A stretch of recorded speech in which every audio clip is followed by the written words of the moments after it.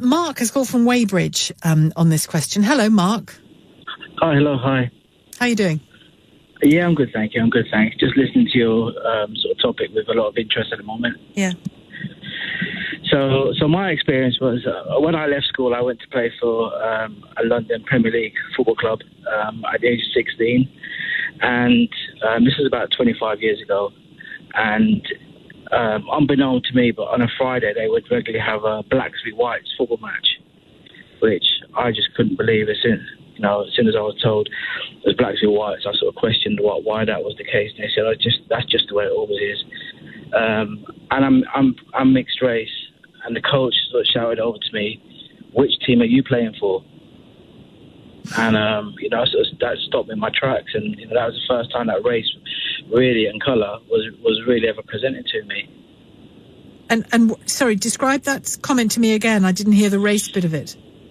He said, so the match was black players against white players, and the coach shouted across to me, which Oh, I see. team are you playing for? And he knew I was mixed race. He knew my mum was white, my dad was black.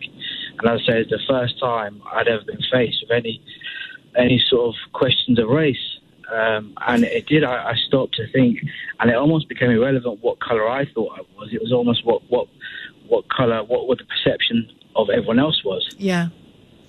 Yeah, and there was no, for you, just to help me stand in your shoes for a minute, there was nowhere where that could have been an easy, light-hearted moment for you, where you, forget the coach for a second, before the coach had spoken, there was no way you, also, before we said it, what a bizarre thing to do, split people into colour. Well, that just seemed to be at that particular club, which is, I think there's an ongoing case at the moment. That just seemed to be in keeping with how it was at the time.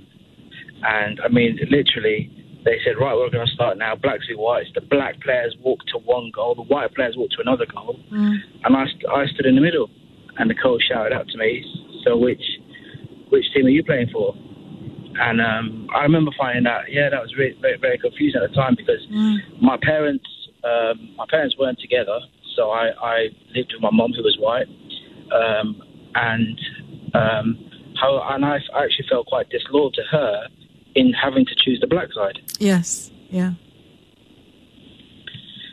So, but I'm glad my son is obviously mixed race. I'm glad now he will never be presented with those questions. Well, you would hope not. You would hope not. But that's probably more because of he's much lighter, and people will just presume he's white. In fact, they often think he's Mediterranean, so he just wouldn't be asked that question in that manner or ever have to choose. And I must say, I've then always struggled with those questions on forms. What colour are you? Where are you from? Because 25 years ago, there wasn't really a descriptive form mixed. So I tended to try and just avoid that question altogether.